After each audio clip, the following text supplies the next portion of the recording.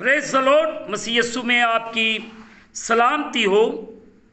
जैसे कि अज़ीज़ों आपको पता है कि हम अपने हर दिन को तलावत पाक कलाम को सुनने और दुआ के वसीले से शुरू करते हैं। आइए आज के इस खूबसूरत दिन को मुक़द्दस पौलुस रसूल ने जो खत रोमियो की कलीसिया के नाम लिखा, उसका 3 बाब, उसकी पहली आयत से लेकर 9वीं आयत तक तलावत पाक कलाम को सुने। अज़ीज़ों, कलाम खुदा में यूँ लिखा है, बस यहूदी को क्या फोकियत है और खतना से क्या फ़ायदा। हर तरह से बहुत खास कर ये कि खुदा का कलाम उनके सुपुर्द हुआ। अगर बाज़ बेवफा निकले तो क्या हुआ? क्या उनकी बेवफाई खुदा की वफादारी को बातिल कर सकती है? हरगिज़ नहीं, बल्कि खुदा सच्चा ठहरे और हर एक आदमी झूठा। चुनाचे लिखा है कि तू अपनी बातों में रास्तबाज ठहरे और अपने मुकदमा में फतह पाए। अगर हमारी नाराज़गी खुदा की रास्तबाजी की खूबी को जाहिर करती है तो हम क्या कहें? क्या ये खुदा बेइंसाफ है जो गज़ब नाजिल करता? मैं ये बात इंसान की तरह कहता हूँ, हरगिज़ नहीं, वरना खुदा क्यों कर दुनिया का इंसाफ करेगा? अगर मेरे झूठ के सबब से खुदा की सच्चाई उसके जलाल के वास्ते ज़्यादा जाहिर हुई तो फिर क्यों गुनाहगार की तरह मुझ पर हुक्म दिया जाता है? और हम क्यों बुराई ना करें ताकि भलाई पैदा हो? चुनाचे हम पर ये तोहमत लगाई भी जाती है और बाज़ कहते हैं कि इनका यही मकूला है, मगर ऐसों का मुजरम ठहरना इंसाफ है। बस क्या हुआ? क्या हम कुछ फजीलत रखते हैं? बिल्कुल नहीं, क्योंकि हम यहूदियों और यूनानियों दोनों पर पेशतर ही ये इल्ज़ाम लगा चुके हैं कि वो सब के सब गुनाह के मातहत हैं। मुक़द्दस पाक कलाम के पढ़े और सुने जाने से हम तमाम सुनने वालों को खुदावंद के पाक कलाम के वसीले से बरकत मिले। आमीन। आइए अज़ीज़ों, जो हिस्सा आज सुबह हम सब ने सुना है, हम इसकी 9वीं आयत पर गौर खोज करेंगे। सब के सब गुनाह के मातहत हैं। अज़ीज़ों, पहले 2 अबवाब में मुक़द्दस पौलुस रसूल हमें ये बताते हैं कि सब लोग यानी यहूदी और गैर यहूदी गुनाह की रूहानी गुलामी में हैं।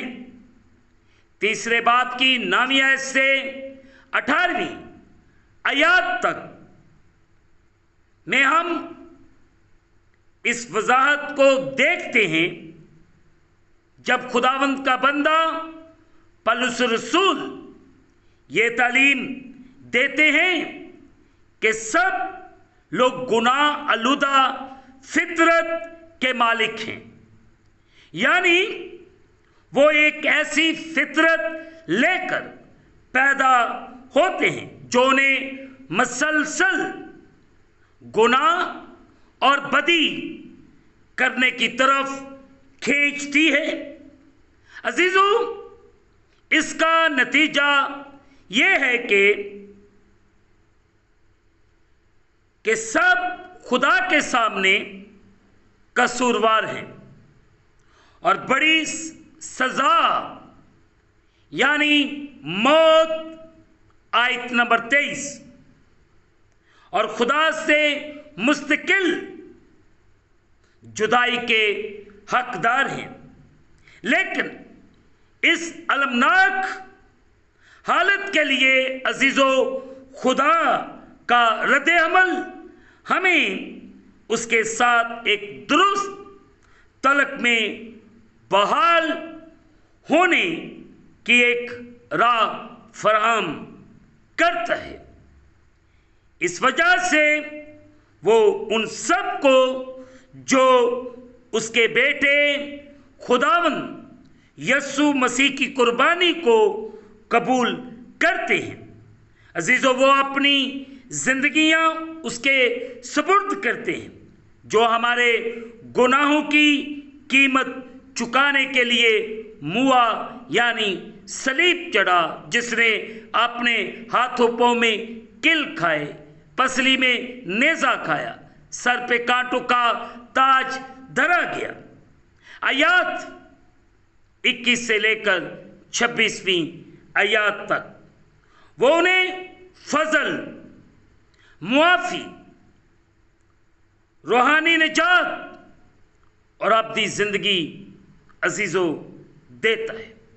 सो आए आज सुबह हम इन बातों पर गौर करें जो हमने सुनी है।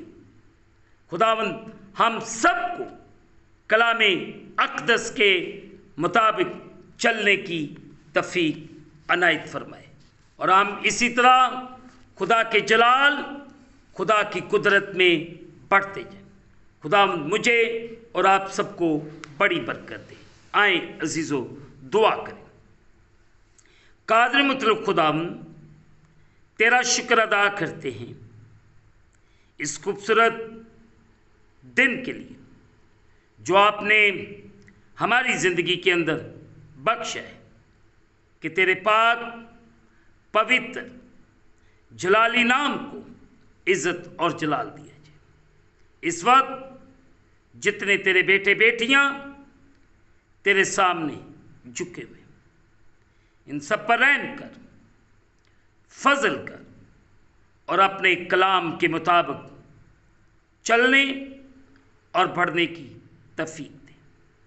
और तेरा बेटा यीशु मसीह नासरी तेरे लोगों की जिंदगियों के वसीले से इज्जत और जलाल पाता रहे। रहम कर, फजल कर और बड़ी बरकत दे।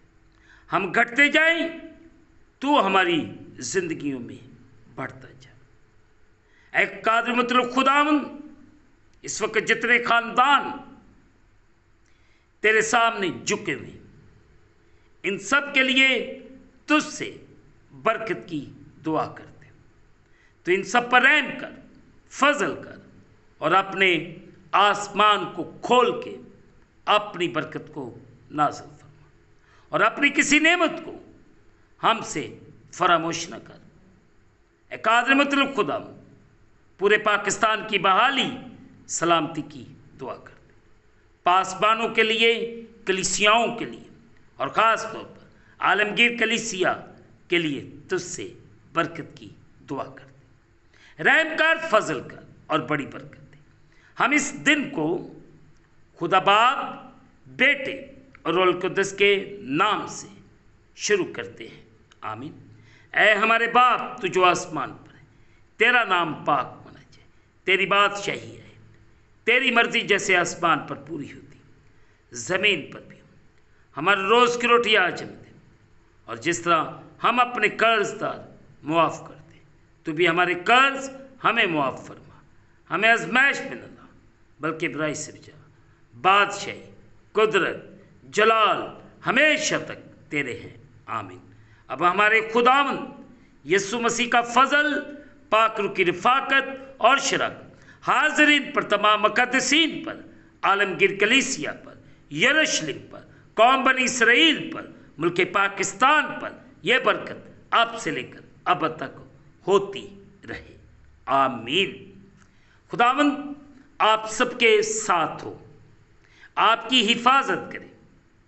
आखिर में यही कहना चाहता हूँ कि आप इस चैनल को सब्सक्राइब करें, लाइक करें, शेयर करें और बेल आइकन को प्रेस करना ना भूलें।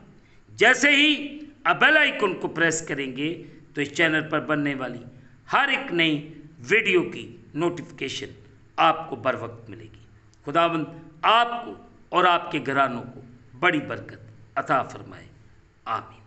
खुदावंद आप सबके साथ हो।